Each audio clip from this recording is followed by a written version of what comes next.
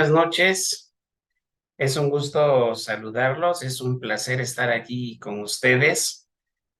Hoy tengo la oportunidad de compartir información valiosa, información importante acerca de las últimas tecnologías, las más avanzadas tecnologías al servicio de la salud, nanobiotecnología, biotecnología, nutrigenómica, metabolómica, epigenética. Y es importante mencionar que conforme avanzan los retos en la salud, pues también avanzan las ciencias y que afortunadamente encontramos cada vez mejores opciones, mejores alternativas para, en el caso de los que somos médicos, tratar enfermedades, pero también en el caso de cualquier persona, de todas las personas, encontrar un beneficio para la salud. El día de hoy agradezco la invitación para estar aquí con ustedes dando información acerca de un nutracéutico que tiene la misión o la función de mejorar precisamente nuestra salud. Vamos pues a empezar sin más preámbulos esta presentación a nombre de la doctora Patti Hernández Aguilar, líder eh, de este proyecto de salud y de todos los integrantes de los distintos equipos. Muy bien, pues vamos a hablar de una empresa llamada Sank. Bueno, no vamos a hablar de la empresa, sino que estamos trabajando en un proyecto de salud con una empresa llamada Sank, una empresa mexicana, pero que trabaja con las más avanzadas tecnologías, como lo comentaba, y que son de origen japonés, son tecnologías japonesas que van a revolucionar, que están haciendo una disrupción en el ámbito de la salud. Y vamos a hablar del papel de la microbiota en la nutrición y en la longevidad sana. Eh, la longevidad pues es una larga vida, pero en condiciones favorables, en condiciones adecuadas, sin enfermedades, sin daños a la salud o con los mínimos daños a la salud. Quiero agradecer a la doctora Patricia Hernández Aguilar, por la oportunidad y vamos a empezar hablando de microbiota. ¿Qué es microbiota? Este es un término que se refiere a todos los microorganismos, a un ecosistema que vive en nuestro intestino, con el cual convivimos, con el cual estamos haciendo una comunidad. Son especies nativas que viven permanentemente ahí junto con nosotros y una serie variable de microorganismos que pasan, están de manera transitoria a lo largo del tubo digestivo. Cuando nacemos, lo ideal es que sea en parto normal. Al pasar el bebé, el recién nacido, por el canal vaginal, empieza a obtener las bacterias nativas. Se coloniza su cuerpo, se coloniza su tracto digestivo de esas bacterias y empiezan a crecer durante el primer año de vida. Las bacterias en tránsito o las bacterias transitorias, se van a adquirir a través de los alimentos, a través de las bebidas y a través de muchas otras fuentes que vamos a estar consumiendo a lo largo de nuestra vida.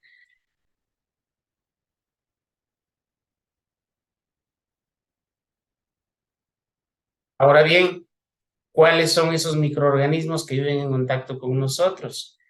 Bueno, hay un 98% de comunidades microbianas.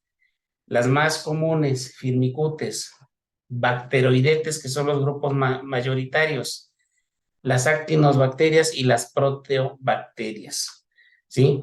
Eh, Dentro de los firmicutes y bacteroidetes también tenemos actinobacterias, proteobacterias, con predominio de los dos primeros, como vemos aquí en los porcentajes, 52 y 42%.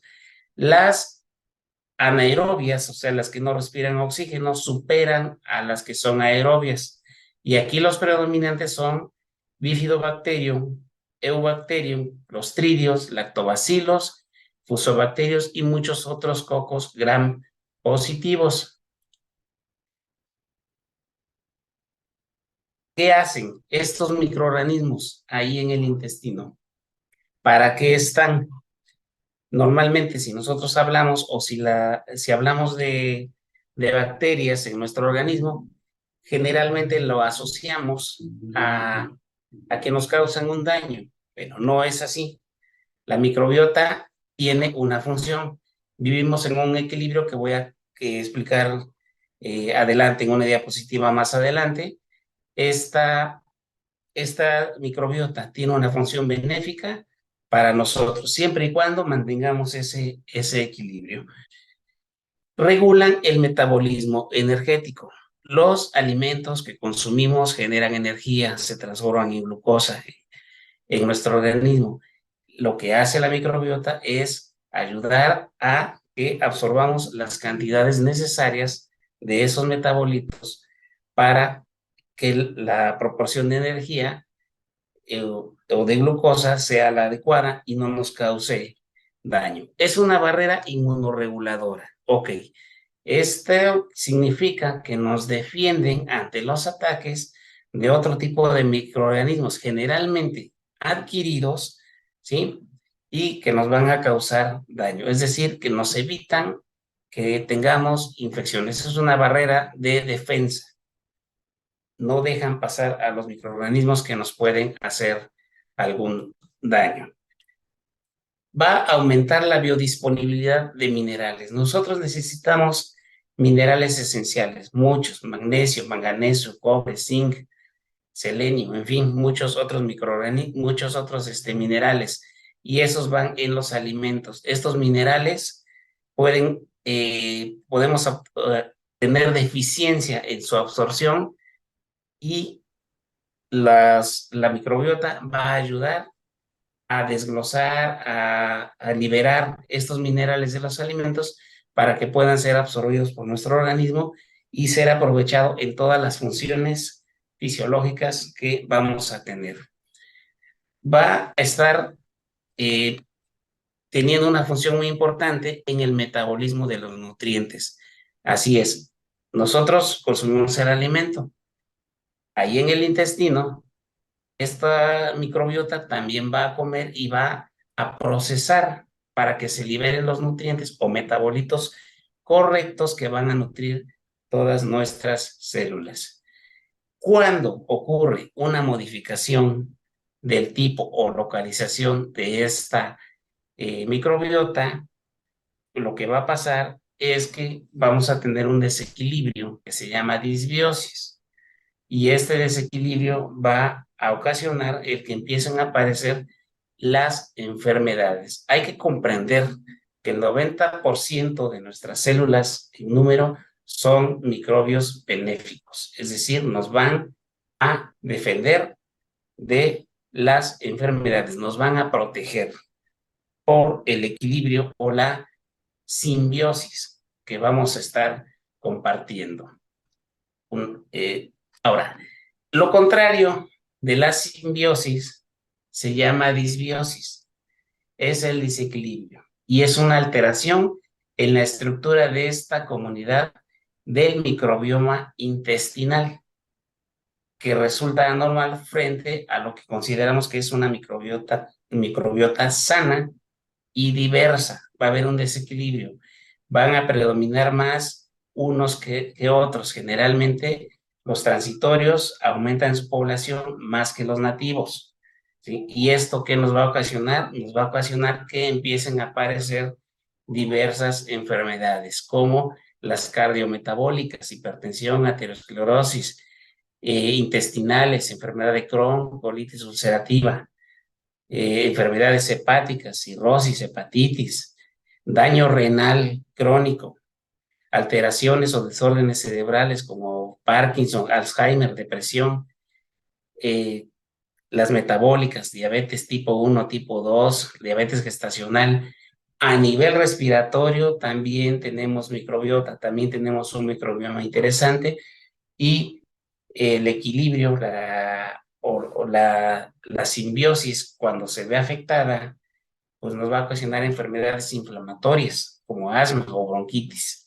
Por supuesto que juega un papel importante en la aparición de diversas patologías cancerosas a nivel intestinal, principalmente colorectal, pancreático, oral. Y bueno, la disbiosis precisamente empiezan a predominar ciertos microorganismos, generalmente patógenos, con los microorganismos que nos ocasionan enfermedades, perdón, que nos defienden no nos protegen. ¿Cómo se regula? A través de un eje que conocemos como microbiota, intestino y cerebro. Bidireccional, va de ida y vuelta del intestino al cerebro, ¿sí? Por ejemplo, cuando hay distensión intestinal, se van a activar unas vías claves en el cerebro y estas vías están involucradas en trastornos intestinales, por ejemplo, síndrome de intestino irritable o colitis. Eh, ¿Por qué? Porque va a haber un desequilibrio en la información. Entonces, no va a haber una absorción adecuada de nutrientes y esto va a ocasionar que empiece a generarse el riesgo o la aparición de diversas enfermedades a nivel de todos los órganos. ¿Cómo activamos este cerebro? A través de la alimentación, se va a ver afectado el conocimiento, muchas enfermedades a nivel social, a nivel de estrés. Obviamente cuenta la actividad física, los medicamentos, la contaminación, un adecuado control de embarazo, una dieta correcta y va a terminar afectando la genética y la epigenética de nuestras células y de nuestras mitocondrias. Ahora, un ejemplo importante, y se habló de este tema hace algunas semanas con la doctora Patti y con el doctor Francisco Pichardo, hay una diferencia entre un microbioma de un niño sano con un niño con trastorno del espectro autista, que es un trastorno generalizado del desarrollo. No hay comunicación, tiene dificultad para la comunicación, para la sociabilidad y comportamientos repetitivos en estos pacientes. También la microbiota se comunica con otros sistemas como el neuroendocrino, el hipotálamo pituitario suprarrenal, que coordina la respuesta al estrés y, por supuesto, también va a estar afectando el aprendizaje, la cognición, la ansiedad, el comportamiento de la depresión y de vías como recompensa y adicción. Eh, por lo tanto, el equilibrio de la microbiota a nivel, en el caso de las edades de los niños, en el caso de los pacientes infantiles, pues es muy importante. Reiteramos, se adquiere a través del parto, a través del paso del bebé por el canal de parto y empiezan a aparecer la microbiota nativa. Conforme se va alimentando o nos vamos alimentando, empieza a aparecer la microbiota transitoria y así a lo largo de toda la vida. Pero sin duda alguna, este microbioma se desarrolla de manera muy importante en la infancia. No solamente en los intestinos o en las vías respiratorias, como comenté, también en la piel contamos con microbiota. Y hay una relación entre la microbiota intestinal y la microbiota de la piel que afecta el proceso de la cicatrización de las heridas, ¿sí? La idea o la función de la microbiota es prevenir la infección por invasión de patógenos, de microorganismos que nos van a causar daño. Funcionan como una barrera, funcionan como defensa. Por lo tanto, la alteración de la microbiota de la piel tiene el riesgo de que se desarrollen infecciones en las heridas y que estas infecciones eh, pueden ser a tal grado que se dificulte su cicatrización. Eh, Algunas tienen más riesgos que otras, como las de las úlceras de las arterias, las venosas o las del pie diabético, que es muy común encontrar en los pacientes diabéticos, úlceras, heridas, que en caso de no resolverse, de no hacer un control metabólico adecuado, de que se controle la glucosa, de que se mejore la circulación, pues desafortunadamente terminan en casos drásticos como la pérdida de una parte, un dedito, un dedo, o completa la extremidad. Esto de la relación entre la microbiota intestinal y de la piel, pues ha sido investigado. Entonces hay una relación directa entre dermatitis seborreica, acné vulgar, psoriasis, con la función y la integridad de un microbioma intestinal alterado. Es decir, generalmente los que nos dedicamos a la salud, sí logramos ver que personas con enfermedades de la piel, pues también tienen algún tipo de grado de inflamación intestinal. La microbiota intestinal va a restaurar, contribuye a la restauración de la microbiota de la piel mediante los efectos de la inmunidad innata, de la inmunidad que de por sí tenemos nosotros en el organismo y de la que se va adaptando, es decir, de la que va evolucionando acorde al medio ambiente.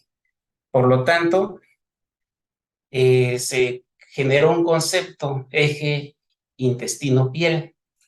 ¿Por qué? Porque las bacterias intestinales tienen un efecto o un impacto positivo en la respuesta de la función de la barrera cutánea. Entonces, si hay una persona con enfermedades de la piel, eh, si mejoramos el microbioma intestinal, esa enfermedad, sobre todo lo que tiene que ver con heridas, sin duda alguna va a mejorar de manera importante.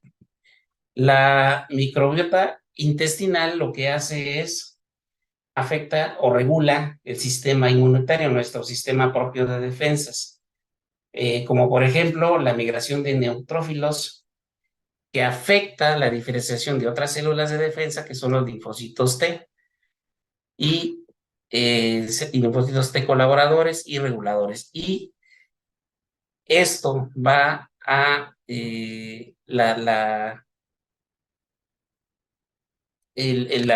situación inversa de esto lleva a la presencia de enfermedades autoinmunes. Autoinmune quiere decir que nuestras propias defensas nos provocan inflamación.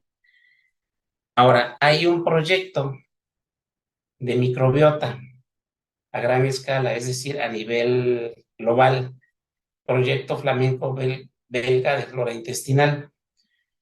Se hicieron investigaciones y se ha descubierto que los medicamentos van a terminar afectando la microbiota intestinal. Obvio, los que somos médicos sabemos de esto, que los tratamientos que otorgamos para muchas enfermedades van a tener un efecto ahí a nivel intestinal y van a afectar la microbiota. Uno de ellos es los antibióticos. Los antibióticos son medicamentos que atacan microorganismos. Generalmente los indicamos para que ataquen a los microorganismos patógenos. Sin embargo, como efecto secundario, pues van a terminar afectando los microorganismos componentes de la microbiota intestinal, tanto nativos como transitorios.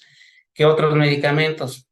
Laxantes, las hormonas, benzodiazepinas, antidepresivos, los antihistamínicos que ocupamos para alergias o para los resfriados y por supuesto los medicamentos que utilizamos para las enfermedades intestinales que alteran el pH, van a ser relevantes para la variación de esta microbiota.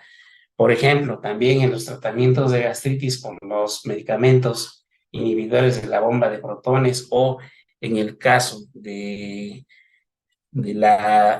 síndrome metabólico, la metformina, las estatinas, pues van a afectar en gran medida la calidad o las características de la flora intestinal, de la microbiota intestinal, perdón, antes se llamaba flora intestinal. Pero reiterábamos que la, la medicina avanza, las ciencias avanzan, y cada vez tenemos opciones que también van a ir mejorando o se van enfocando en la salud de las personas, a mejorar la salud de las personas. Entonces hay un área muy interesante que se llama nutrigenómica, y empiezan a aparecer compuestos que se llaman nutracéuticos, nutrientes que tienen un grado farmacéutico para poder servir a nuestro organismo, a nuestras células, a nuestras mitocondrias, y están enfocados en mejorar la salud. Eso es algo interesante y eso es algo importante, ¿sí? Aquí vemos que dice que en el futuro se verá la utilización de estas herramientas. Bueno, en realidad ya las tenemos aquí nosotros, ya las estamos aplicando porque ya han dado resultados y son cosas que están probadas, ¿sí? Y, por supuesto, comprobamos la eficacia, comprobamos el efecto benéfico, y hay conocimiento de cómo influyen los polimorfismos genéticos y el metabolismo de los nutrientes. La nutrigenómica, ¿qué va a hacer? Estudia los mecanismos de acción de los nutrimentos en el transcriptoma de los genes, es decir, cómo se van a modificar los genes en la síntesis de proteínas y sobre todo en los metabolitos. Metabolitos es el compuesto final de un alimento, que es lo que va a llegar a las células y va a hacer que tengamos todas las funciones, o que nuestro organismo haga todas las funciones que requiere hacer. La nutrigenética estudia el efecto de la variación genética que modifica la absorción, la utilización, la tolerancia y el requerimiento de los alimentos o nutrimentos. Esto va a tener un impacto importante en la genética de las poblaciones, ¿sí? Generalmente hemos dicho, si mi papá, mi mamá han sido diabéticos, lo más seguro es que yo voy a ser diabético. Bueno, no es así, porque precisamente la nutrición es la es la que va a determinar que tengamos determinados padecimientos, sobre todo los crónico-degenerativos o cardiometabólicos. Eh, no precisamente es como se ha creído que se hereda. Lo que sí se hereda es la predisposición. Todos podemos, bueno, las personas que tienen en ascendencia antecedentes de enfermedades cardiometabólicas, crónico-degenerativas, tienen la predisposición, pero no precisamente quiere decir que se puedan o que se tengan que enfermar. No, si cambiamos todo el proceso de alimentación, de nutrición. Los alimentos, hay prebióticos, hay probióticos, hay parabióticos o posbióticos. Las bacterias, como decía, van a desglosar los alimentos y se van a convertir estos en metabolitos que se van a absorber y van a llegar a través de la circulación a todas las células, y van a llegar incluso a un organelo que se llama mitocondria en el interior de las células. Y ahí es donde se va a regular las funciones principales, sobre todo de antioxidantes, para que tengamos menos inflamación o para que no tengamos inflamación. Los metabolitos son los que actúan en la expresión genética a nivel mitocondrial. modulan el balance redox, es decir, equilibran los antioxidantes, activan el sistema antiinflamatorio, ¿sí? Evitando la aparición de unas sustancias que se llaman radicales libres, que son los principales responsables de que tengamos enfermedades. Bien, los componentes alteran la expresión genómica de manera directa o indirecta. A nivel fisiológico actúan como ligandos para activar factores de transcripción que favorecen síntesis de receptores, se metabolizan por rutas metabólicas primarias, secundarias y alteran la concentración de otras sustancias que se llaman sustratos o intermediarios. Esto hace que tengan una influencia positiva o negativa según cómo se vayan, cómo se vayan por las vías que acabamos de mencionar. Hay investigadores como este señor Borges, ellos consideran que el estado nutricional es un fenotipo de la interacción entre la información genética de cada persona, su medio físico, biológico, emocional y social. ¿Por qué? Porque todo influye en nuestra salud, influye en nuestra genética, por supuesto, porque ahí tenemos alguna predisposición a enfermedades. Influyen el medio ambiente, el medio físico, el medio biológico, las características propias de cada organismo, el cómo responde ante el medio ambiente con las emociones.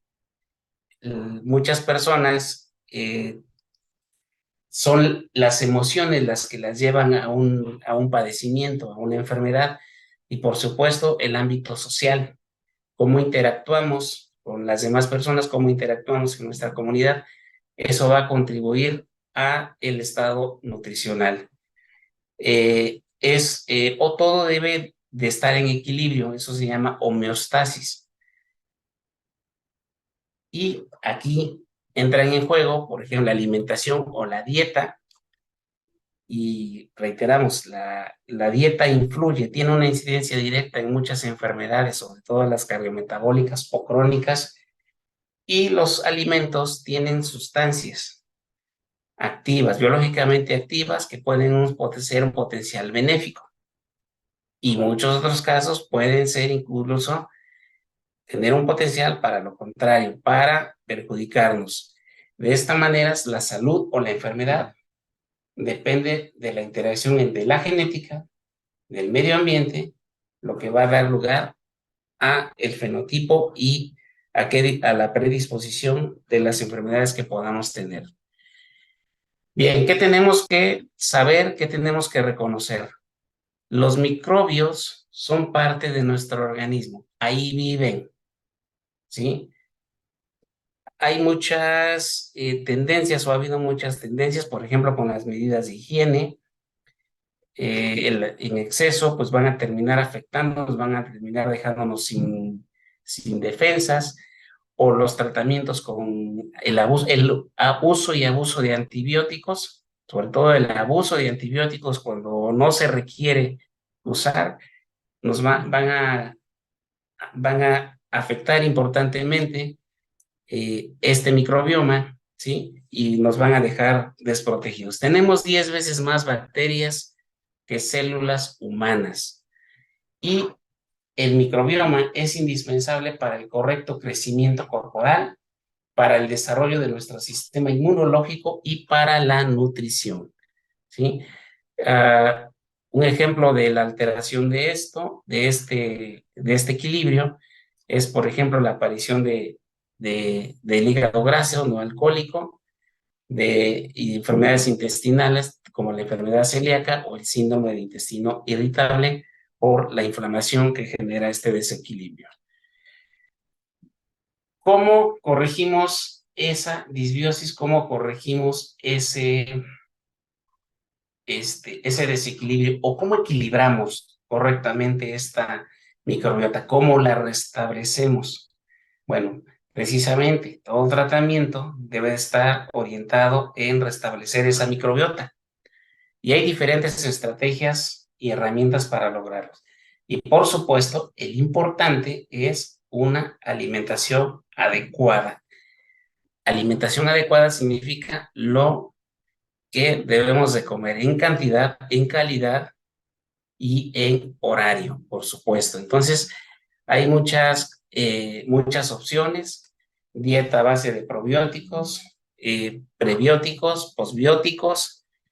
Se ha hablado incluso de transferencias de materia fecal de organismos sanos, de personas sanas a personas enfermas, el uso de medicamentos, antibióticos, ¿sí? Y muchas otras terapias que eh, se busca que haya ese equilibrio. Sin embargo, hablando de las ciencias más avanzadas, hablando de esta evolución en la salud, te voy a presentar una interesante solución con este compuesto que se llama Hasaki. Hasaki es una palabra japonesa traducida, significa innovación, es decir, que es algo nuevo, que es algo que vamos a generar. Entonces, este alimento es interesante, te voy a explicar, porque precisamente es lo que va a regular nuestra microbiota intestinal, nuestro microbioma, pero no solo intestinal, sino a lo largo de de todo nuestro organismo. ¿De dónde viene? Ok, el origen es natural, metabolitos del cacao. Cacao del sureste de México, de la zona de Chiapas principalmente, y contiene todos estos componentes: propio innato de glicina, ácido glutámico, betalanina, betacitosterol, acacetaína, palmitoidelato de etanolamida, L-ornitina, uridina. Bueno, esos son algunos, en realidad tiene 596 metabolitos o compuestos. Imagínate, estos son los principales nada más, y ahorita vamos a hablar de algunas funciones de estos, pero son 596. Los otros, sin duda, hacen muchas cosas. ¿Qué hace la glicina? Regula la síntesis de ácido biliar, crea tejidos musculares, crea cadenas normales de ADN y RNA para la expresión genética, y es precursor de muchas proteínas. Una de ellas, por ejemplo, el colágeno, que es el responsable de la renovación de los tejidos. El ácido glutámico es importante porque va a ayudar a la síntesis de proteínas eh, que necesitan la formación de, como por ejemplo la arginina, y mantiene saludable el sistema inmunitario y digestivo, es decir, que ayudan a que nuestras defensas naturales estén en perfectas condiciones. Puede metabolizarse a glutamina, y esta se ocupa para que la masa muscular tenga resistencia y fuerza durante la actividad física o durante el ejercicio. También es una fuente de energía directa para que el cerebro funcione a un alto nivel, y es esencial para detoxificar de muchas sustancias eh, nocivas, como por ejemplo el amoníaco de nuestro organismo. Beta-alanina. Bueno, esta va a mejorar la resistencia muscular. Esta se va a liberar cuando el pH cambia, cuando disminuye el pH. Aumenta la carnosina hasta en un 80%, va a reducir fatiga, y al aumentar lo anterior, la carnosina, lo que va a hacer, va a tener efectos anti-envejecimiento mediante supresión en el metabolismo de proteínas, es decir, va a ser una acción antioxidante. Beta-citosterol, bueno, va a reducir el colesterol va a ayudar en algunos casos, por ejemplo, bueno, en algún caso de algunas síntomas como el de hiperplasia benigna prostática, mejora la eficiencia de algunos medicamentos en enfermedades graves, como por ejemplo el cáncer de mama, el tamoxifeno, por ejemplo, y el cáncer de mama, disminuye el volumen urinario residual después del vaciamiento y aumenta el flujo urinario en pacientes precisamente que tienen enfermedad prostática benigna. ¿Dónde van a actuar este compuesto? ¿Dónde va a actuar? Bueno, a nivel intestinal, en las vellosidades y en la flora intestinal. Aquí estamos viendo una imagen que así es el microbioma intestinal. Va a actuar a nivel de la microcirculación en los capilares, va a hacer que la sangre fluya de manera rápida, de manera adecuada. Por supuesto que a nivel cerebral ya decimos que le va a dar energía para que trabaje a un alto nivel y esto va a hacer que esté equilibrado las funciones de nuestro organismo gracias a la microbiota intestinal. Aquí vemos esquematizada cómo es una simbiosis, o sea, un equilibrio gracias a la alimentación. Esta es una pirámide de nutrición. Vemos alimentos, frutas, vegetales, harinas, cereales, lácteos y carbohidratos. Bueno, si tenemos una distribución de nuestros alimentos de esta manera, tenemos un equilibrio contrario. Si la pirámide está invertida y tenemos aumento de carbohidratos y en menor grado la cantidad de vegetales, pues va a haber una disbiosis, va a haber un desequilibrio sin duda alguna. Y enfermedades como de síndrome metabólico como obesidad, hipertensión, diabetes. ¿Cómo se modula la microbiota intestinal? Bueno, los cambios contribuyen al desarrollo de trastornos. Ya decíamos, enfermedades cardiometabólicas o crónicas, obesidad, diabetes. Y el principal efecto de los metabolitos de Bovia, o que es el ingrediente activo de Hasaki, es estimular el crecimiento del mayor número de bacterias, que si recordamos las primeras diapositivas son bifidobacterios y firmicuten, ¿sí? Va a tener también una actividad antiglicación porque reduce marcadores de oxidación y marcadores inflamatorios como ciclooxigenasas y las sinasas y los factores de necrosis tumoral. Va a mejorar la microcirculación, va a hacer que ahí en los vasos sanguíneos más delgaditos, la sangre circule de manera correcta. Muchas personas tienen alteración en la microcirculación. Eso hace que tengamos falta de energía, que tengamos diversas enfermedades, porque la sangre que transporta nutrientes, transporta oxígeno, no está llegando de manera correcta a donde debe de llegar. Y eso, pues ocasiona un grado de inflamación y un grado de estrés oxidativo importante que nos va a ocasionar las enfermedades. Entonces, Bovia va a mejorar el que aumente esta microcirculación. Algunas otras beneficios, por ejemplo, en la función sexual, se requiere precisamente de una buena circulación para que haya una producción hormonal idónea y una energía adecuada para lograr que la función sexual sea adecuada, satisfactoria. Si no es así, por supuesto, tenemos problemas, generalmente los caballeros con una disfunción eréctil, eh, y bueno, eso genera pues obviamente problemas emocionales, problemas de interacción. Va a mejorar la función cerebral porque va a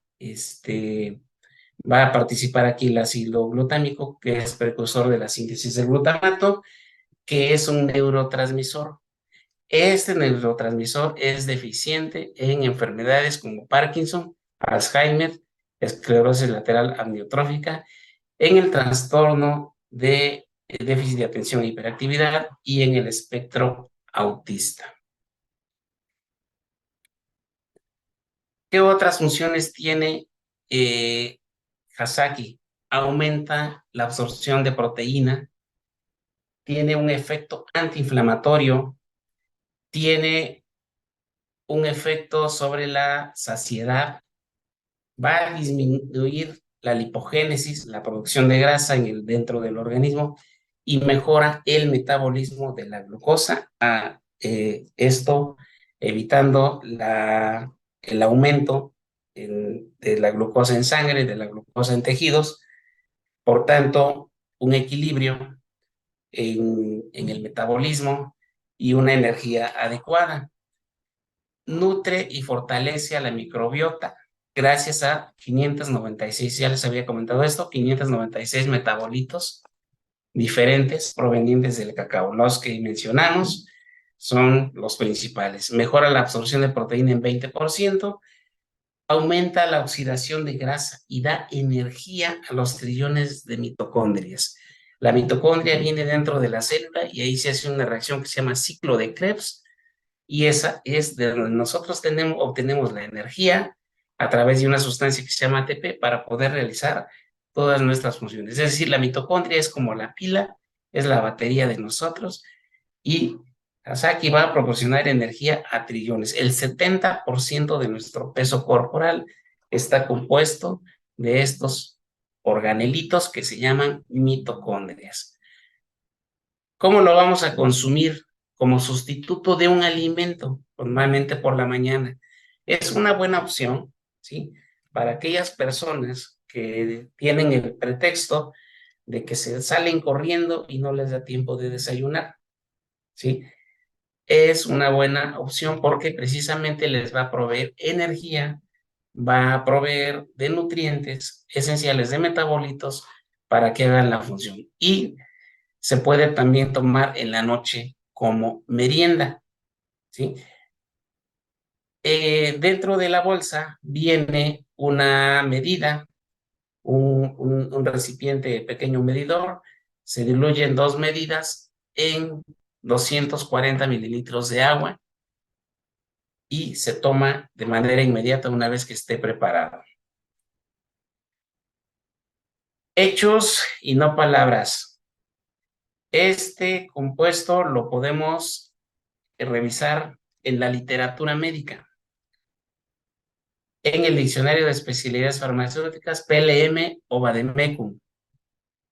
Lo podemos ver, está avalado por organizaciones internacionales como el sello Kosher, libre de gluten, y muchos otros que certifican que no contiene sustancias nocivas, sustancias activas, sustancias prohibidas.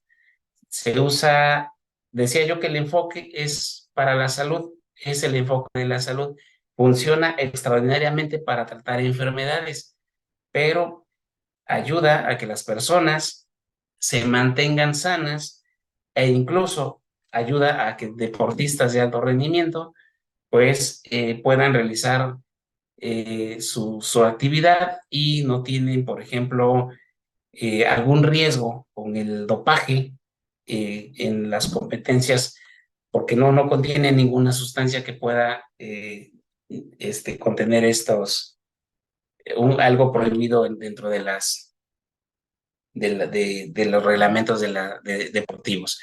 Y bueno, recordemos que Hasaki es un compuesto de la empresa de laboratorio Sankey Mayor, y que a la vez hace sinergia con otros 3 de los cuales hemos platicado. Y si usted es la primera vez que está en esta charla, bueno, ya la persona que le invitó le dará información sobre estos compuestos, pero al combinar adecuadamente con los otros componentes, con Velash, con Iner 7, con Chronoid 5, pues genera una adecuada sinergia y la salud de las personas funciona de manera extraordinaria.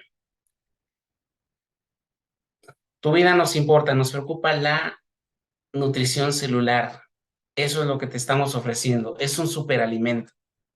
Aporta prebióticos, probióticos, posbióticos, vitaminas y minerales. No necesitas otra cosa. No necesitas inyectarte nada. No necesitas tomar capsulitas, pastillitas u otra cosa que está en la farmacopea, ¿sí? Sus beneficios principales, posbióticos que favorecen la diversidad de la microbiota intestinal para una mejor absorción de proteínas y nutrientes. Es un alimento completo, balanceado, aporta lo necesario para el desayuno o cena, te da energía y te da proteínas. Y precisamente también, así como decía yo del desayuno, que las personas salen corriendo y no les da tiempo, bueno, hay personas que creen que el no cenar les ayuda a la nutrición, que van a bajar de peso y demás. Bueno, es el que consuma Hasaki por la noche, pues va a ayudar a que no pierdan los nutrientes, a que no se vea afectada su salud por un ayuno sin sentido. Claro que con los profesionales que se dedican a esto, los nutriólogos, nutriólogas, que nos den un esquema de alimentación acorde a nuestras necesidades, pues va a incluir en cada alimento, en cada momento, qué tipo de alimento podemos consumir, pero que yo recuerde, no, no anulan un alimento o una comida. Y bueno, aquí se sugiere, por ejemplo, un sistema que se llama crono bienestar. En el desayuno, consumir Hasaki. Desayunar y consumir Hasaki, de preferencia antes. Después, pues hay una colación, por supuesto, se recomienda que sean semillas, como almendras, como nueces, ¿sí? Y la toma de Felash con Iner 7, la comida, una colación de fruta por la tarde, antes de la cena tomar Cronuit, ¿sí? Y consumir Hasaki antes de irse a descansar. Pues yo agradezco una vez más a la doctora Pati Hernández Aguilar que me haya permitido dar esta charla, gracias al equipo Reikan, al equipo Shinka y a todos los demás equipos que pudieran estar conectados. Si usted ya conoce estos productos, estos compuestos, perdón, estos nutracéuticos, pues lo invito a que nos ayude a llegar a más personas y por supuesto a que mejore su salud. Y si usted es la primera vez que está aquí en esta sala, contacte a la persona que le invitó para que le dé una información más amplia y a través de esa persona consiga estos nutracéuticos. Van enfocados a mejorar su salud, van enfocados a que usted no sea una persona enferma. Pues muchas gracias. Quedo a la orden si tienen algún comentario o duda.